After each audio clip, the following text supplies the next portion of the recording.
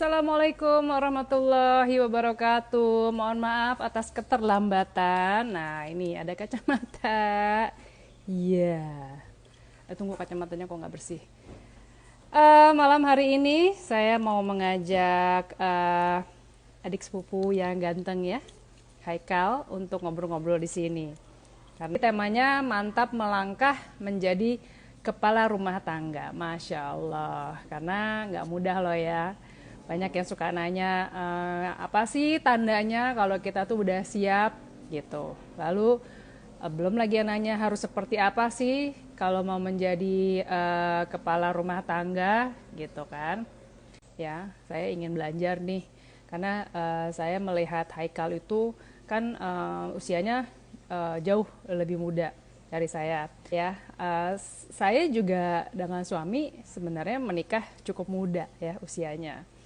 Nah, apa yang menjadi pertimbangan Haikal pada waktu itu sehingga akhirnya berani memutuskan untuk berkeluarga? Menikah itu kan suatu tahapan yang lebih kompleks lagi dalam hidup. Artinya kemampuan otak kita dalam berpikir. Halo, selamat malam Haikal. Halo, Pertama-tama selamat malam Kak Desi. mohon maaf atas keterlambatannya ya. Kalau lagi asik di dapur gitu ya, udah siap-siap tapi aduh lupa ada jam lain gitu ya. Jadi Iya, iya, iya. agak-agak untung ditelepon gitu kan, padahal udah Iya, siang iya, iya. gitu. Tadi juga aku udah nunggu kan dari jam 7 gitu. Nih, Ah, gimana? Terus aku WhatsApp nih nggak dibales. Gue bilang, kayaknya mending gue telepon deh. Ini jadi nggak iya. sebenernya? Jadi dong, udah nungguin dari kemarin, mulai dari kemarin, udah ngajakin dari kepikiran udah kapan tahu.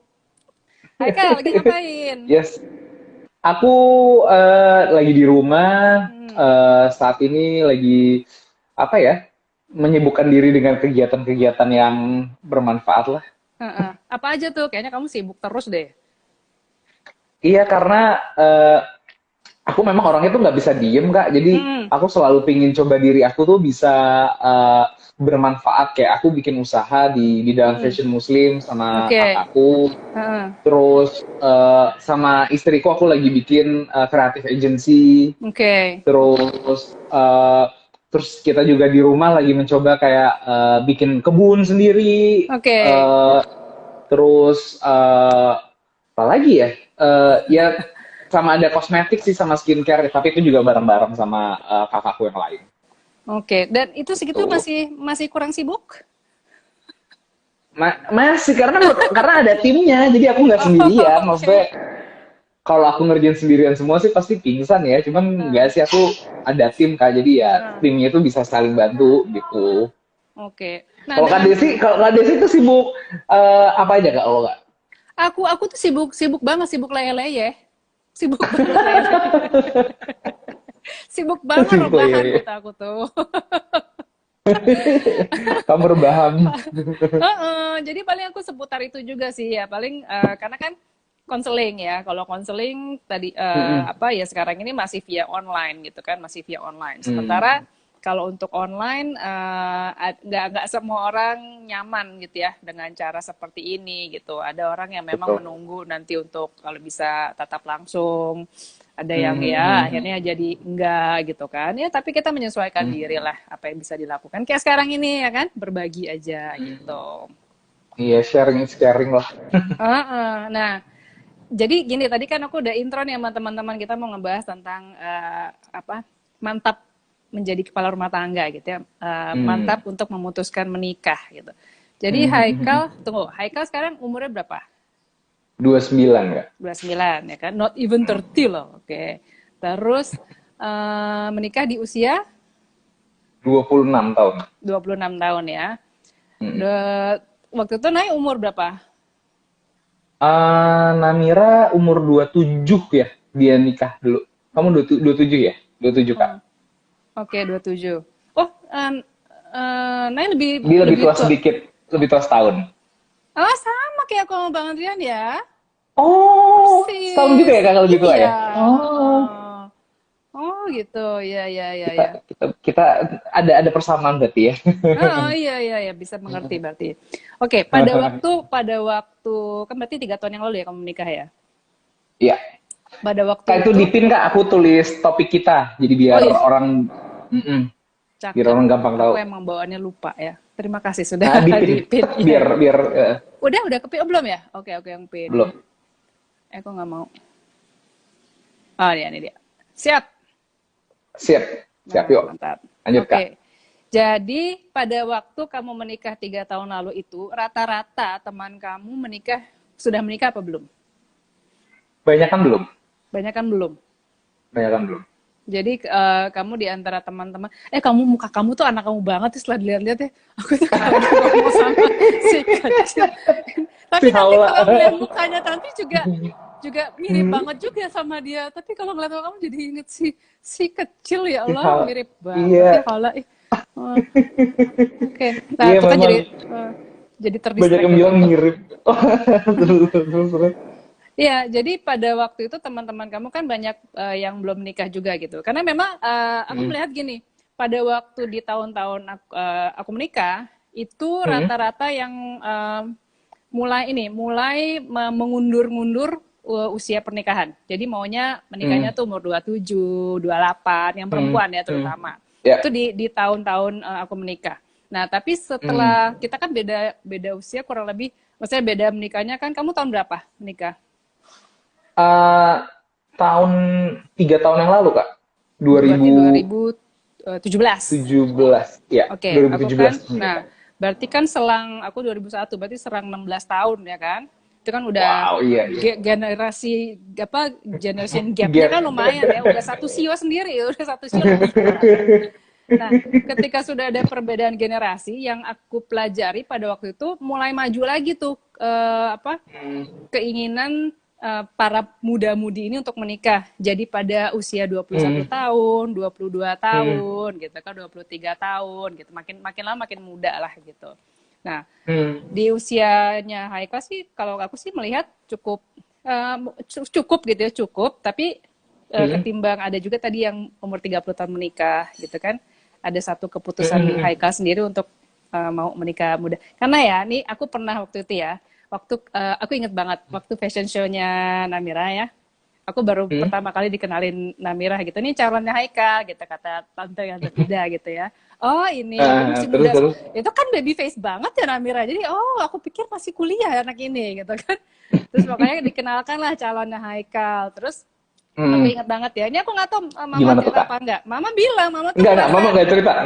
Pokoknya mama bilang, Tante Pintu bilang kayaknya merasa kalian berdua tuh masih hijau gitu loh, masih nggak yakin bahwa ini masih ya gitu loh. Jadi kayak nggak yakin kalau kalian benar-benar bisa membangun rumah tangga berdua gitu kan. Dan cuma iya mungkin bisa kali tante ya, maksudnya udah siap kali gitu ya.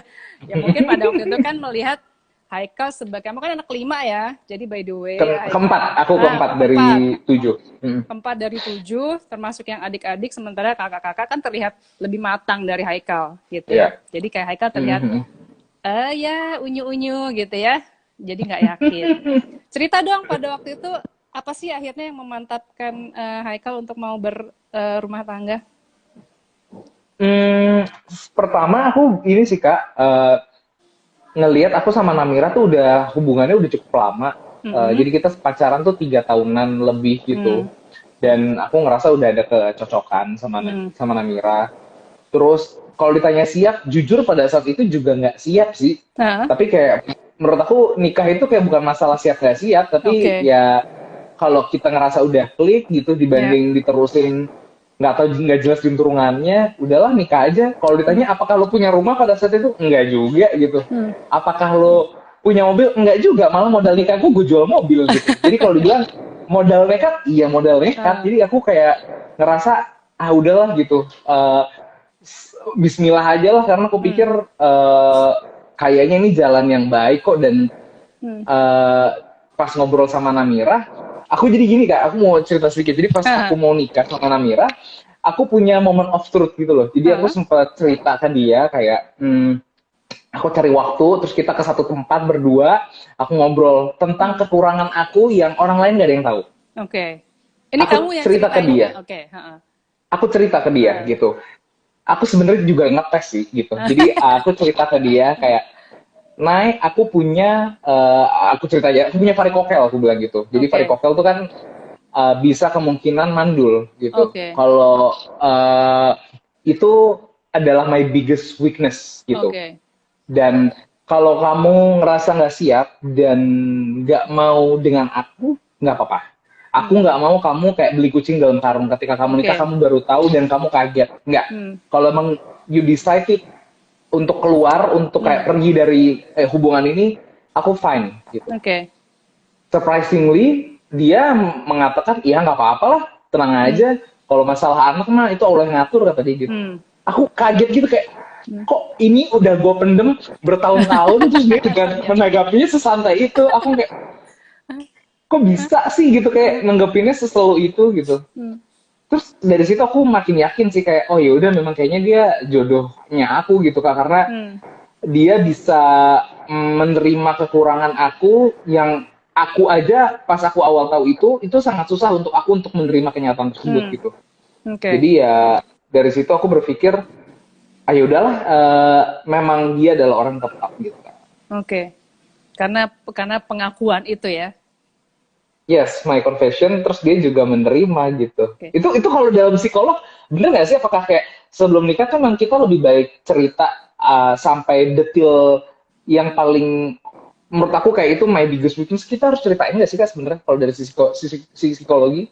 Oh, iya dong. Untuk ada Mas Ipo. Halo Mas Ipo. Halo. Nah, ya, jadi iya dong. Itu bukan hanya pada pasangan yang sudah menikah ya. Artinya gini, kita kan saling terbuka gitu ya, saling terbuka tentang apa adanya diri kita gitu. Dan itu bagian dari pengkomunikasian yang baik antara pasangan gitu. Jadi kalau misalnya Haikal memang punya kebiasaan baik seperti itu bahkan dari sebelum menikah, harapannya ketika sudah menikah itu menjadi mempermudah Haikal untuk saling terbuka gitu. Ibaratnya kan Haikal Hmm. belum menikah aja sudah berani untuk membuka diri gitu ya, menceritakan tentang ya Hmm. yang dibilang Haikal itu.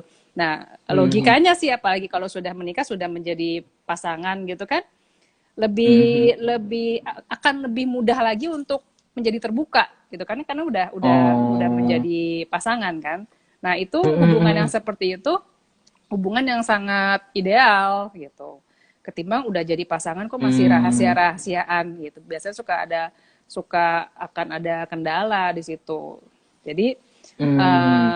berbagi cerita dalam arti kata gini, memang pasti tujuannya kan ya gini, pokoknya gue gini lo terima apa enggak gitu kan. Kayak jangan nanti Iya, Kak. jangan nanti tiba-tiba komplain gitu kan maksudnya gitu. Iya, lebih Maksudnya karena takut sih karena aku uh, nggak mau mengecewakan dia di akhir hmm, dan dia baru ngeh ketika dia udah nikah sama aku baru ngeh gitu dan aku bikin kayak nggak lucu deh kalau misalnya hmm, begini gitu. iya Jadi iya. aku dan itu something yang buat aku big deal buat aku gitu. Uh, Jadi aku pikir dia harus tahu. Ternyata dia sampai itu dan iya. ternyata abis kita nikah langsung punya anak. Jadi kayak ya Uh, Allah ya Robbi iya, ternyata iya, gue dari selama selama ini. ini ketakutan gue tuh kayak nggak beralasan. Iya. Aduh, Nah itu, berarti gitu. kan kuncinya sebenarnya di komunikasi gitu kan.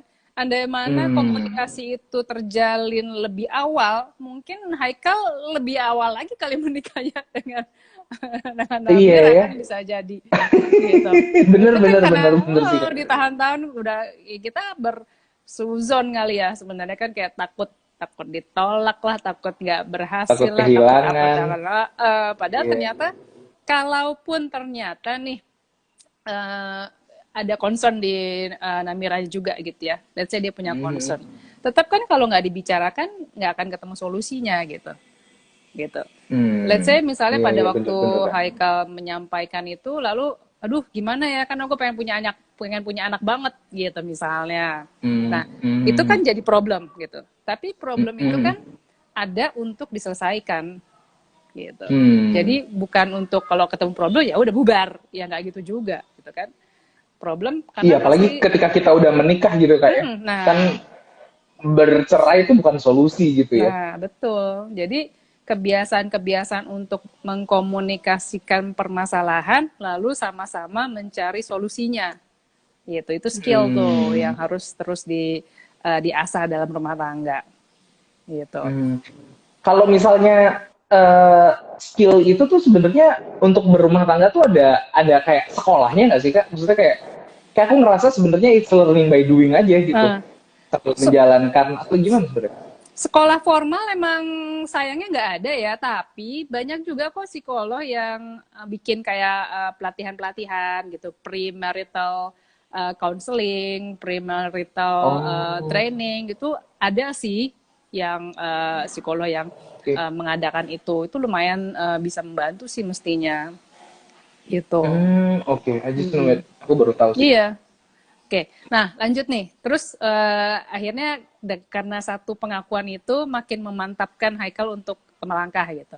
Pada waktu Ya. itu, Haikal memandang sebuah rumah tangga tuh seperti apa sih? Karena banyak kan kalau laki-laki nih katanya ya, takut menikah tuh karena aduh nanti kasih makan apa ya anak sama istri gue gitu kan. Aduh nanti mereka tinggal di mana ya. Jadi kayak ngerasa itu tadi ya, mau punya rumah belum juga, ngerasa nggak siap terus, nanti punya rumah kecil ngerasa kurang besar, jadi entah kapan siapnya. Jadi kalau pada waktu itu Haikal membayangkan membangun rumah tangga tuh berarti mesti ngapain sih gitu.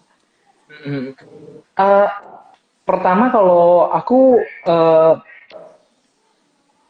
ketakutan sih ada ketika Hmm. mau menjalankan rumah tangga. Tapi uh, ketika memang mau menikah, aku percaya memang setiap jalan, aku dari kecil memang sudah terbiasa untuk mencari uang sendiri, Kak. Jadi Oke. aku syuting, habis itu pas SMA sempat jualan baju, pas kuliah juga aku harus membiayai kuliah sendiri, jadi aku harus syuting dan jualan juga. Jadi Hmm. kalau buat aku sebenarnya kalau untuk mencari uang nggak terlalu jadi concern aku sih, tapi Oke. lebih ke arah kesiapan aku untuk berkomitmen jangka panjang. Itu buat aku kayak gue siap nggak nih untuk terus-terusan hidup sama nih perempuan dalam sampai gue meninggal gitu maksudnya itu kan Oke. jadi concern aku gitu, Ah. siap nggak. Dan aku juga apakah dia bisa terima gue gitu, bukan Hmm. cuman aku bisa terima dia tapi apakah dia bisa terima gue gitu. Itu yang jadi concern aku, Kak. Hmm. Tapi ya eh, justru kalau masalah keuangan atau masalah kayak kesiapan rumah segala macam, aku malah nggak terlalu banyak mikirin itu sih sebenarnya. Hmm. Karena aku bilang nikah sama Namira tuh bonusnya rumah, bonusnya mobil, aku bilang gitu. Oh Karena aku gitu. dapat mobilnya dia, jadi bisa kepake gitu. Aku bercanda. Cuma maksud aku, karena aku dulu kemana-mana naik motor gitu, terus aku Ah. nikah sama dia, aku akhirnya naik mobil. Aku bilang, nama kamu bonusnya motor nih, Ah. apa mobil ya gitu, Hmm. ketawa. Habis itu nikah pas awal-awal sempat tinggal di rumah keluarga aku dulu. Hmm. Habis itu tinggal di rumahnya Namira, bolak-balik gitu sampai akhirnya Namira lahiran. For good akhirnya kita tinggal di rumahnya Namira gitu. Hmm. Pas tinggal di rumah Namira, uh, aku pun selama 2 tahun itu akhirnya apa namanya, punya anak dan belajar punya orang tua baru karena kan punya mertua gitu ya. Jadi Ya. punya punya orang dengan cara pandang yang beda juga, Hmm. dengan value-value yang agak beda dengan keluarga aku anut selama ini. Jadi belajar memahami. Tapi akhirnya setelah itu baru kita pindah ke rumah sendiri gitu. Hmm. Dan aku sebenarnya bersyukur sih mengikuti proses itu. Jadi aku juga ada pendekatan ke mertua aku jauh Hmm. lebih kenal, lebih deket. Aku mungkin berpikir kalau misalnya pas nikah aku udah punya rumah, akhirnya mungkin aku nggak Ya. sedekat ini gitu sama Hmm. mertuaku. Jadi mungkin aku malah Hmm. punya jarak gitu. Dan anaknya sih ternyata aku bilang ternyata ada hikmahnya gitu. Jadi ketika Allah ngasih Hmm. jalan gitu, kayaknya Ya. emang sebenarnya ada maksud dan tujuannya aja gitu, aku percaya gitu, Hmm. Kak. Oke. Nah, tadi bilang yang lebih menjadi concern Haikal adalah komitmen, gitu ya. Hmm, hmm, hmm. Apa yang menakutkan dengan be with one person sampai nanti kalian dipanggil? Iyalah. Enggak, aku sering ngeliat gini, orang tuh ketika nikah bukannya ter, ter, ter, ter, apa menjadi bagian happy dalam hidup mereka, tapi malah terjebak dalam satu hal yang kayaknya menyebalkan gitu. Banyak Oke. orang yang akhirnya berantem, Ya. banyak orang yang kelihatannya apa namanya nggak bebas gitu. Hmm. Aku jujur khawatir gitu, apakah dengan gue menikah gue bisa mendapatkan kebahagiaan itu gitu? Apa Hmm. jangan-jangan gue malah terjebak dalam Ya. hal yang sebenarnya gue nggak nyaman gitu. Ah. Jadi aku khawatir aku memilih orang yang tidak tepat gitu. Jadi Oke. lebih ke arah situnya sih, Kak, sebenarnya. Terus Wajar nggak sih sebenarnya punya komitmen, punya pemikiran gitu? ya wajar wajar aja lah. Tapi akhirnya apa yang membuat Haikal overcome that apa ya kekhawatiran itu gitu, yang bisa membuat apa bisa bisa bisa melewati kekhawatiran itu. Hmm, ya dengan berjalannya waktu aku makin sadar kalau memang sebenarnya nggak ada seorang pun di dunia ini yang sempurna. Dan sebelum kita coba belajar menuntut orang lain untuk mencintai kita, coba belajar cintai diri kita sendiri. Jadi Cakep. apa namanya, menerima diri kita tuh penting banget. Dan aku ngelihat orang-orang di sekitar aku apa namanya, eh, mereka juga sebenarnya nggak tahu sih, maksudnya kakak aku kan udah pada nikah duluan tuh kak, Iya. ada 3 orang nikah duluan. Adekku juga nikah duluan, si Marsha. Jadi aku juga ngelihat kayaknya mereka sebenarnya mungkin punya ketakutan yang sama awalnya, ini bener gak ya gue milih orang ini gitu. Tapi mereka jalan-jalan aja gitu, happy-happy Iya. aja gitu.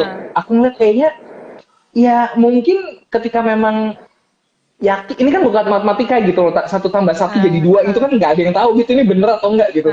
Cuman ini kan feeling gitu kan, kayak Iya. feeling. Terus ketika aku juga doa kayaknya makin ya mantap gitu. Dan keluarga ya ada yang setuju, ada yang sempet enggak, tapi lama-lama dimudahkan gitu. Jadi aku berpikir ya kayaknya dari banyak pertimbangan akhirnya aku melihat ya kayaknya memang harus Bismillah melangkah aja gitu. Oke. Oke. Pada waktu itu antara kamu sama Namira, mana yang ini? Heeh. Mana yang lebih lebih ingin menikah terhadap Lebih ingin menikah, pasangan? Namira. Oh, Namira. gitu. Oke. Mm. Nah, apakah artinya Karena mungkin Hah? apa? Ya, Apakah ada artinya aku pressure. enggak Jangan-jangan sih. ada pressure deh. Enggak sih, karena apa namanya, kalau ada pressure, kalau dibilang nggak ada pressure tuh nggak mungkin ya. Ketika memang ada pertanyaan, ya kan ada pertanyaan lah awalnya dari situ kan. Nih gimana nih kita gitu. Ya. Lo mau bawa gua kemana? Itu Aha. ya menurut aku wajar sih ketika seorang perempuan nanya kayak gitu ke orang ke laki-laki kan. Hmm. Karena udah lama gitu kan. Terus akhirnya aku juga melihat kayak ya kayaknya juga mungkin cewek seneng diajakin nonton, diajakin makan, cuman mungkin lebih seneng lagi dikasih kepastian kali ya, Ya. kapan mau diajakin serius gitu kan. Jadi Iya. akhirnya aku pikir ya sudah lah kita coba. Dan aku beberapa kali ngetes sih, kayak maksudnya ngobrol sama dia, terus aku pendekatan ke keluarganya, terus aku ngeliat sebenarnya kita tuh ada di dunia mirip gitu kak, karena Namira kan juga backgroundnya orangnya kreatif gitu. Yeah. Dan dia sempat dulu sempat di dunia entertainment juga. Terus ketika keluarganya tuh rata-rata pingin jadi karyawan kantoran, dia tuh nggak mau, dia pengen punya karir sendiri. Dan dia pengen keluarganya rata-rata PNS, dia nggak mau gitu. Dan mirip sama aku yang kayak pingin punya karir sendiri gitu, kayak orangnya tuh apa ya, entrepreneurship-nya tuh ada. Itu yang menurut aku kayaknya sejalan deh, karena aku pun juga gitu. Aku bukan tipe orang yang kerja sama orang, tapi aku tipenya adalah bangun usaha kayak gitu. Dan kebetulan Namira juga waktu itu bikin suka gambar, akhirnya aku dorong bikin brand sendiri. Terus dia punya brand Namira di label, yang akhirnya alhamdulillah menjadi sarana dia buat mengaktualisasikan diri.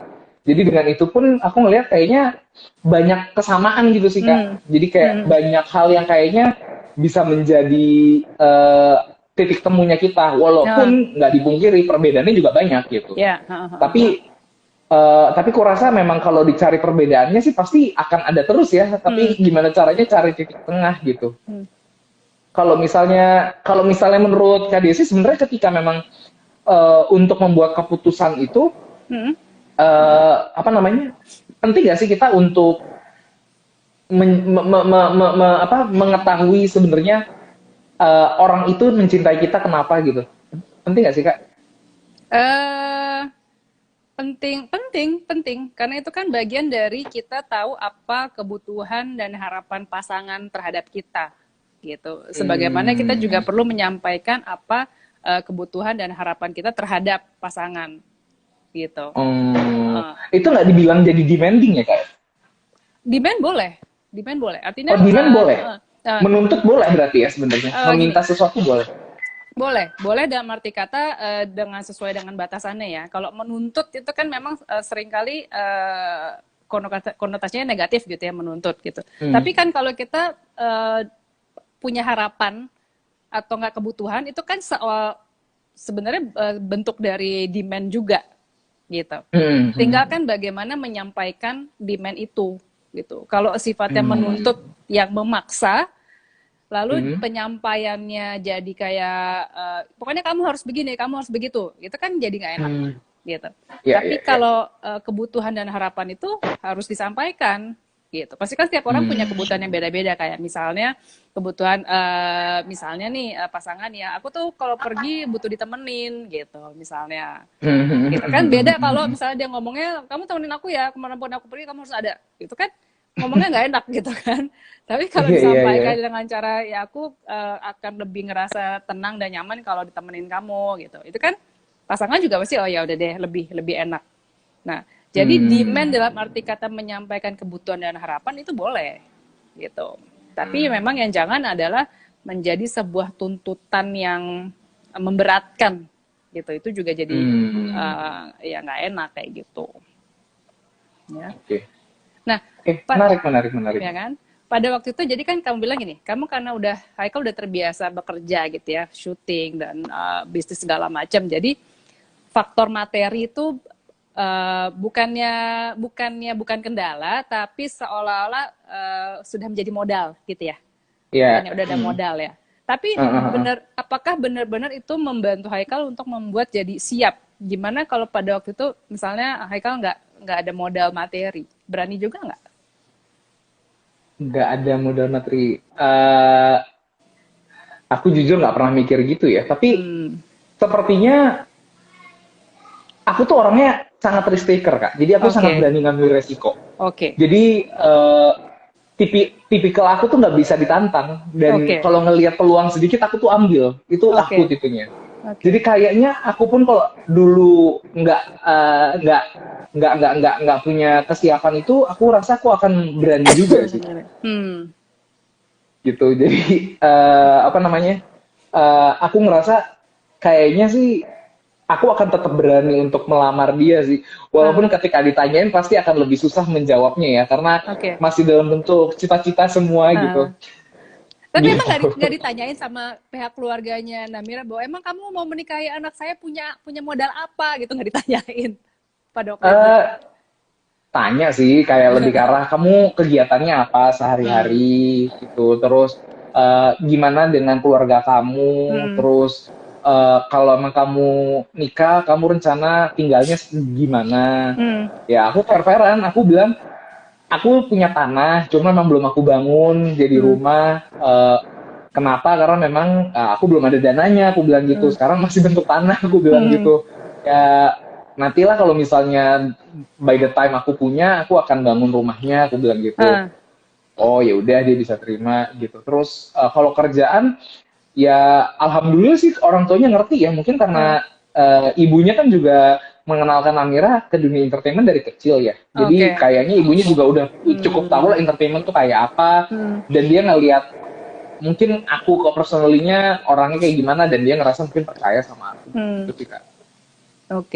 Nah, pada waktu itu bayangan Haikal nih menjadi seorang suami itu berarti menjadi apa sih? Menjadi seorang suami. Ya pasti patokan aku pertama kayak papaku sih. Maksudnya kayak aku ngelihat papaku, apa yang papa lakukan ke mama. Kalau aku ngelihat ya yang paling penting sih pertama aku lihat perempuan itu mau didengar ya. Jadi kayak kalau misalnya jadi pasangan, kayak I have to be a good listener ya gitu kayaknya. Kamu pengalaman secara punya saudara perempuan 5 orang, jadi pengalaman terhadap sama perempuan banyak ya. Tambah 6 sama mama ya. Wah, Kak, dulu waktu kecil tuh rebutan, aku denger mereka rebutan kamar mandi, rebutan baju, rebutan dengerin lagu, rebutan make up, tuh udah kayak tiap hari aku dengerin kayak gitu, Kak. Jadi kayak udah nggak aneh. Sekarang anakku aja yang cewek rebutan make up sama ibunya. Gue bilang kayak, wah ini ngelihat gue Wah, gue ngeliat keluarga gue zaman dulu nih rebutan makeup nih gitu. Jadi kamu udah bisa dibilang Haikal udah lihai dalam apa ya men-tackle problematikanya perempuan. Tapi tadi Iya, menarik iya, tuh. belum lihai sih. Tadi menarik yang Masih Haikal belajar. bilang, Haikal membayangkan menjadi suami itu adalah Haikal patokannya adalah papa. Ya. Artinya figur. Haikal alhamdulillah punya figur ayah yang bisa menjadi contoh gitu ya. Oh, iya sih. Iya, so far sih aku ngelihat papaku memang seorang pria yang bertanggung jawab, orang yang berani untuk melindungi Waalaikumsalam. keluarganya. Walaupun memang ya ada beberapa kekurangannya juga, cuman ya aku pikir ya memang nobody's perfect lah ya, pasti semua orang punya kekurangan. Bang, assalamualaikum. Masih nyawa. Ini juga nih ada Haula nih. Tuh, Kak Desi tuh. Mirip Sama Bang Adrian. Ya Allah. Kiwil, hai. Iya bener-bener. Halo. Gemes banget. Mirip ya? Mirip tuh. Iya udah kabur deh dia, nggak bisa lama-lama. Apa ya? Waduh. Ya, bentar ya. Mau ngomongin bisnis. Oh, Bang Adrian bilang nanti Igelar sama Bang Adrian juga ngomongin bisnis ya. Wah, aku harus belajar sama Bang Adrian kalau itu Mau sih. belajar sama Bang Adrian katanya. Bener ya Bang? Iya, jadi alhamdulillah Haikal punya role model ya, role model seorang suami itu dari papa gitu ya. Iya, betul Kak. Jadi ya alhamdulillah papa kurang lebih banyak mengajari aku mulai dari menjadi seorang suami, jadi ayah, jadi seorang pebisnis. Aku banyak belajar dari papa sih. Oke. Dan ya itulah. Dan ngeliat banyak sih kan ada om tante, ada kakak juga. Itu sih. Cuman yang paling besar papa sih ya karena kan memang dibesarinnya sama papa. Jadi ngeliatnya ke papa. Iya. Jadi kalau menurut Haikal, kalau mereka yang memang nggak punya role model yang lengkap gitu ya, karena kan mungkin nggak semua keluarga beruntung gitu ya, keluarganya lengkap atau bahkan mungkin ada yang keluarganya ya berantakan gitu ya sayangnya, jadi nggak ada role model yang pas untuk menjadi contoh bagi anak-anaknya gitu juga mungkin akan mempengaruhi kesiapan orang tersebut dalam berumah tangga gitu kali ya. Kalau menurut aku sih kayaknya iya Kak, karena ketika kita mau menjalankan sesuatu kan penting untuk punya tolak ukurnya gitu ya.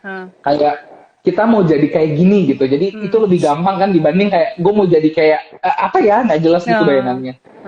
Tapi memang kalau menurut aku referensi kan sekarang makin beragam ya dengan keterbukaan informasi, dengan kita banyak bergaul, dengan banyak kita kesana kesini, harusnya sih itu tidak menjadi halangan.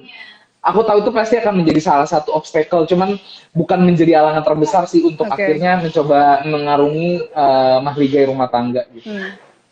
Mahligai rumah tangga, sinetron banget. Emang bahasa gue tuh. Kalau kata Namira, lu tuh bahasanya suka aneh gitu. Tapi emang bener sih bahasa Indonesianya seperti itu sih ya. Aku suka dulu baca koran Kak, jadi aku kecil hobinya tuh baca koran. Jadi kosa kata-kataku tuh emang agak-agak aneh gitu. Nah, sekarang ini kalau misalnya ada teman baik yang seusia maupun yang lebih muda, terus nanya saran ke Haikal gitu, menikah atau enggak, kapan nikahnya baiknya gitu, biasanya Haikal kasih saran apa ke mereka? Aku bilang pertanyaan itu sebenarnya bisa dijawab sama lu sendiri sih, aku bilang. Karena untuk melihat kesiapan itu bukan gue yang mengukur, tapi lu sendiri yang mengukur gitu. Karena itu kan, kalau menurut aku yang paling penting itu kesiapan mental sih. Karena kan ketika pacaran, ketika misalnya kita nggak suka sama pasangan, kita bisa kabur pulang ke rumah gitu kan. Ketika menikah kan, mau kabur kemana gitu. Kan nggak bisa kan. Lo lagi ketemu di kasur, di WC, di ruang tamu, wah semuanya lu gitu kan. Jadi kalau buat aku itu dulu sih dari mentalnya, siap nggak nih untuk dealing sama satu orang yang kayak gini gitu, sanggup nggak gitu. Nah kalau misalnya itu udah siap, yang lain menurut aku mengikuti sih, mulai dari agama, terus masalah finansial, itu akan ngikutin sih kalau menurut aku sih Kak. Oke. Kalau aku punya kesimpulan begini, sebenarnya suka ditanya juga gitu, apa sih patokan kita, Hmm, tanda kita bahwa kita udah siap gitu, suka ditanya kayak gitu ya. kan. Kalau Hmm, ditanya gitu sebenarnya aku selalu jawab ya nggak tahu dan nggak akan pernah tahu siap apa nggak siap gitu. Kendala kuncinya cuman kamu mau atau tidak hidup sama dia gitu, mau apa tidak membangun rumah tangga sama dia. Kalau misalnya kemauan itu um, ada ya, mau banget hmm, gitu, ya kayak tadi yang kita awal bicarakan bahwa permasalahan apapun yang ada akan dicari solusinya gitu. Jadi yang hmm, penting ya itu tadi ya, yang kayak awal Haikal khawatir kan masalah komitmen gitu kan, komitmen hmm. mau nggak ngejalanin itu sama dia gitu. Betul. Awalnya Iya itu. itu awalnya itu ya. Mm-mm. Ini Kak ada titipan pertanyaan Kak dari Ah, Instagram aku. Tadi kan oke. aku buka Ah, sesi ah. pertanyaan Boleh boleh. dari MU 776068. Oke. Apabila calon istri tidak akur dengan keluarga calon si pria secara psikologis, bagaimana cara mengatasinya? Oke, tidak akur secara psikologis gimana nih maksudnya? Sebenarnya perlu diperjelas, Aku cuman ya bayangannya nggak nggak akur fit lah lah ya, intinya pokoknya gitulah. nggak akur Ah, ya gitu ya. Nah, yang harus dipahami kan adalah bahwa ketika kita akan menikah dengan pasangan itu kan bukan hanya dua orang menjadi satu ya, tapi lebih ke dua hmm, keluarga besar menjadi satu gitu. Itu yang harus hmm, dipahami. Jadi ketika sama kayak waktu itu Haikal menerima Namira, berarti menerima keluarga semuanya gitu. hmm, Jadi tapi itu tadi kalau saya selalu melihat kalau memang punya kemauan untuk komit dengan pasangan itu pasti akan dicari jalannya untuk bisa dicari solusinya gitu. Sekarang kalau hmm, masalah akur ya jangankan dua keluarga yang baru ketemu besar gitu ya. Keluarga sendiri juga bisa kan nggak akur ya. Kakak adik, tante, hmm. om itu bisa aja kita nggak akur gitu ya. Ya tapi kan bukan Iya berarti benar. kita pindah dari planet ini gitu, terus kabur terus nggak menjalin hubungan dengan mereka, gitu kan nggak gitu. Iya betul. Tetap kan dicari jalan keluarnya gitu. Masing-masing ya harus Hmm, menyesuaikan lah. Biasanya kalau ketidakakuran itu adalah faktor ego yang dikedepankan, biasanya gitu. Jadi kayak hmm. ya masing-masing maunya ya saya maunya saya yang dimengerti gitu. Padahal ya kalau Oh. misalnya ego atau itu yang dikedepankan ya sampai kapan juga akan nggak akur terus gitu. Sekarang Hmm. tadi itu seberapa besar kemauannya untuk menjalin rumah tangga dengan pasangan. Lalu kalau memang kemauannya besar berarti kan kemauan untuk menyelesaikan masalah-masalah yang ada pun jadi besar gitu ya. Jadinya akan Hmm. segala cara akan coba dilalui gitu. Dan Hmm. ketidakakurannya itu untuk mencari jalan keluarnya adalah dijabarkan apa sih sebenarnya yang membuat nggak akur tuh di mana gitu. Ini karena Hmm. jawabannya apa pertanyaannya luas banget ya, jadi nggak bisa dijawab secara rinci juga. Tapi intinya dijabarin, emang apa sih ketidakakurannya tuh di mana gitu. Itu biasanya akan bisa Hmm. ketemu solusinya Oke, gitu. ini mungkin Kak kita sapa juga nih Kak yang Ya ya ya. pada Ya. nonton ya. Ini rame sekali. Ada Wina, ada Winnie. Kalau Wina, ini dong Tante Iya. Wina. Terus ada Marita. Halo, Uncle Halo. Haikal Kamil. Halo. Siapa tuh? Ada Rina, ada Zaitun, ada uh, ada Dede Mm-mm. gitu. Halo Terus sudah semuanya. janji banyak ya. Ada uh, Jamila, ada Alif. Terima kasih semuanya yang udah berkomentar. Iya. Uh, kita nggak sempet sapa kalian satu-satu. Ada Dedi, halo. Ada Ini fans club nah. Novi, fans club ya. Uh-uh. Terima kasih, Uh. Dedi udah nonton. Kan ini ada satu pertanyaan lagi nih kak Mm-mm. dari Sarah underscore Fitri W. Gimana caranya menjaga pikiran untuk tetap tenang di masa pandemi? Ini mungkin agak ada out of context sih, tapi kayaknya Oke. mungkin ini buat teman-teman juga penting nih. Iya, iya, iya. Oke, ini memang out of context tapi sangat bisa diterapkan dengan apa yang tema kita kali ini ya. Artinya kan ketika pandemi ini kan kita harus di rumah dan harus bertahan dengan pasangan terus-menerus gitu ya. Bukan Ya. berarti kita jadi nggak tahan dengan ada dia terus-menerus, tapi mungkin Hmm. yang tadinya biasanya Haikal mungkin kerja keluar rumah gitu kan. Sama Namira juga. Tapi sekarang 24/7 lihat kanan kiri dia lagi gitu kan. Bukan masalah bosen, bukan masalah nggak suka, tapi jadi kayak kurang variasi dan juga ini makin terfokuskan pada hal-hal yang mungkin tadinya nggak kelihatan gitu kan. Orang kan kalau disuruh fokus ngeliat muka aja deh. Kita kalau berlama-lama saling lihat muka, ntar kena ada tai lalat ya di jidat lu situ gitu kan, jadi kelihatan gitu. Yang tadinya kalau cuma seliwer-seliweran doang gitu kan mungkin nggak kelihatan, tapi sekarang makin fokus. Sehingga yang kayak gini-gini jadi bisa memang meningkatkan level stres gitu ya. Meningkatkan tadi pertanyaannya apa, stres atau kecemasan ya? Pikiran tetap tenang di masa pandemi. Nah, yang membuat nggak tenang itu sebenarnya apa? Karena ada kekhawatiran kan sebenarnya. Kalau kita nggak khawatir kan kita ya tenang-tenang aja gitu. Nah, sama kayak tadi jawabannya, ketika kekhawatiran itu muncul ya harus dijabarkan. Kekhawatirannya apa sih gitu.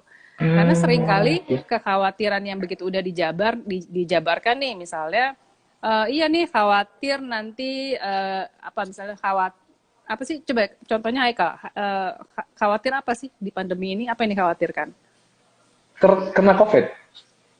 Kena penyakit gitu ya. Dan menularkan kepada orang-orang yang tersayang. Itu menjadi concern. Menjadi concern iya. Dengan level yang pas khawatir itu boleh, karena membuat kita jadi jaga-jaga kan. Jadinya kan kita yaitu pakai masker, jaga jarak, dan segala macam SOP itu dijalankan. Tapi gini, khawatir pada tempatnya bagus gitu ya, intinya gitu ya. Iya benar. Kalau misalnya kita di rumah aja, lalu memang sudah terjaga, akhirnya kan kekhawatiran itu menjadi tidak masuk akal, gitu. Karena ya buktinya kamu terjaga dan jauh dari orang, terus ujuk-ujuk virusnya datang, ya kan nggak begitu katanya.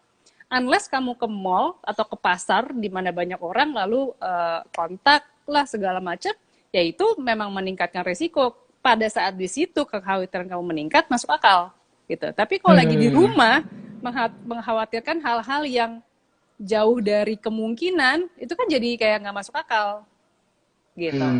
Jadi makanya perlu dijabarkan gitu, sehingga pada saat udah ketahuan apa yang dikhawatirkan, kita bisa bilang kekhawatiran kamu itu rasional atau tidak rasional gitu. Kalau misalnya tidak rasional, lupakan, maksudnya jangan terus dipikirin gitu. Sama kayak orang ada pembahasan gini, orang yang fobia pada ikan hiu gitu. Itu fobia itu adalah ketakutan yang irasional gitu ya. Sekarang nggak masuk akal karena apa? Loh, kita kan tidak tinggal di laut ya. Artinya ya kenapa juga harus fobia sama ikan hiu gitu lah, ikan hiunya jauh di laut gitu kan. Kok nggak masuk akal gitu kan.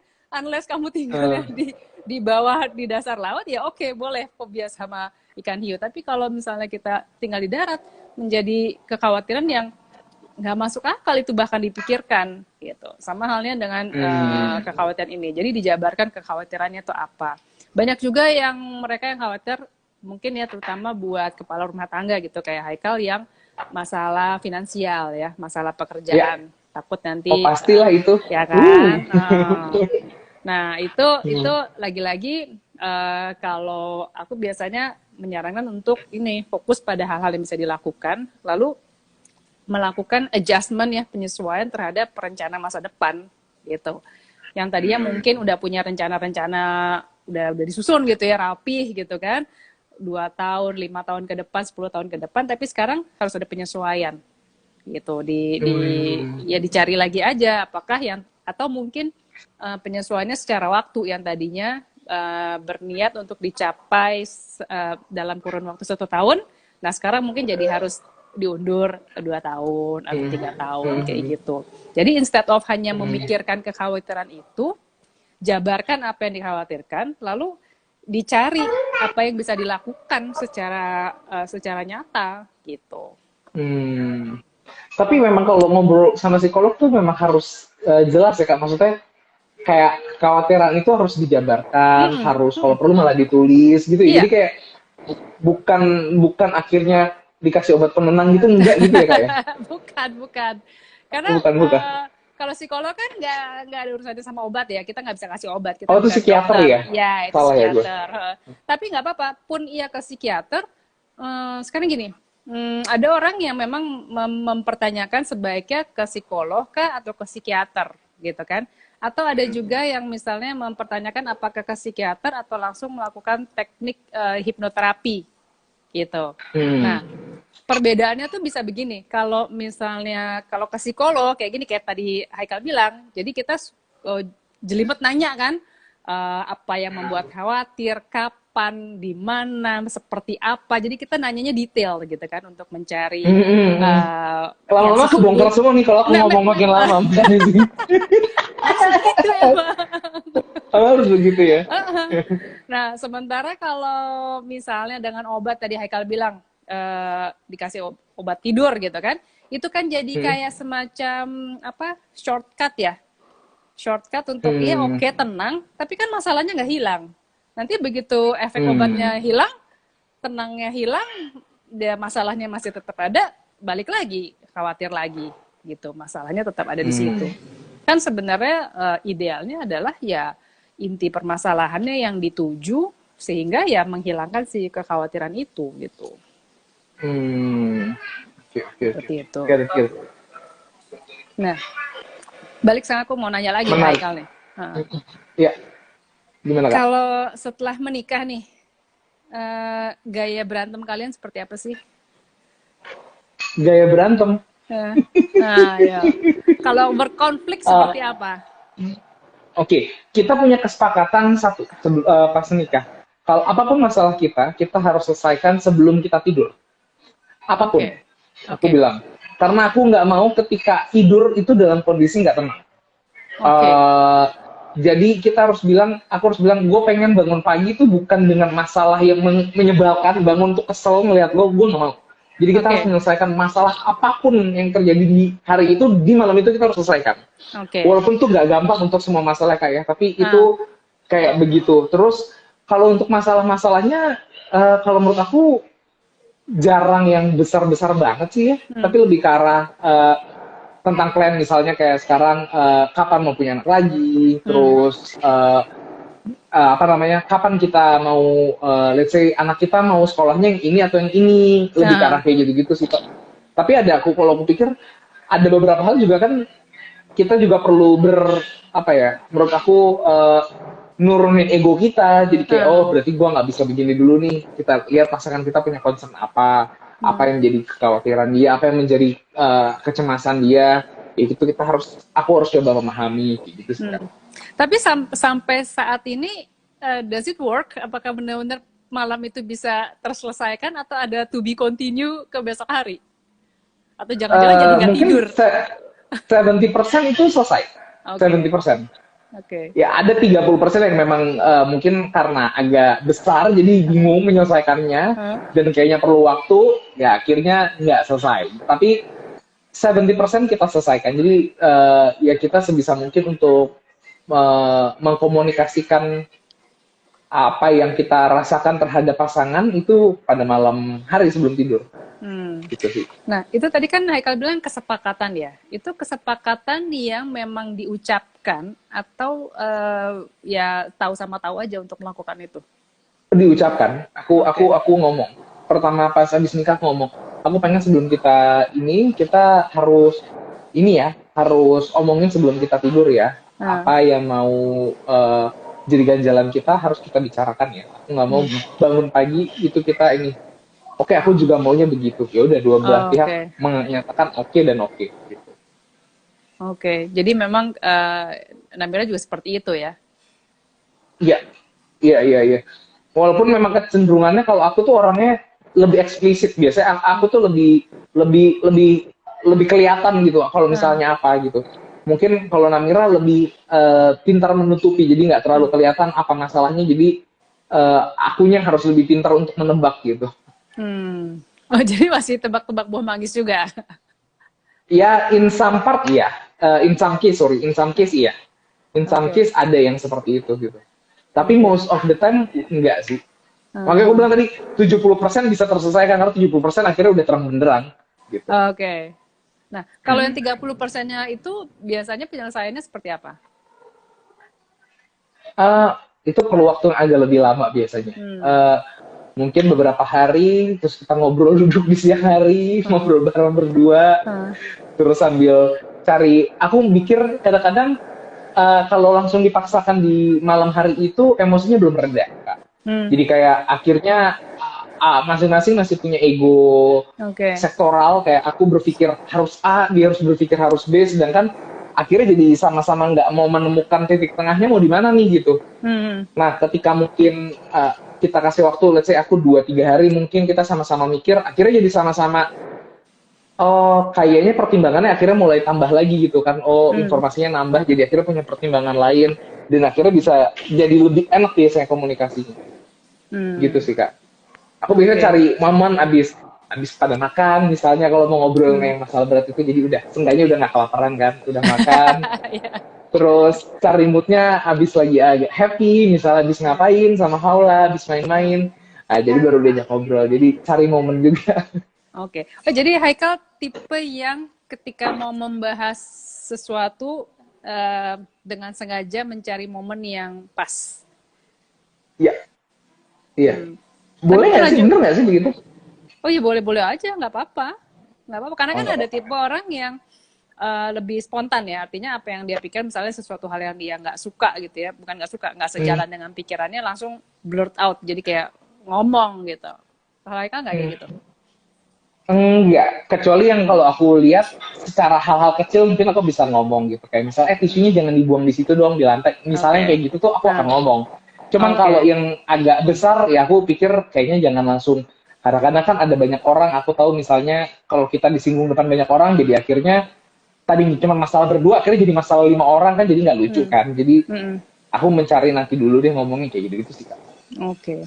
Aduh, ini udah ada reminder di aku, udah 1,5 menit remaining.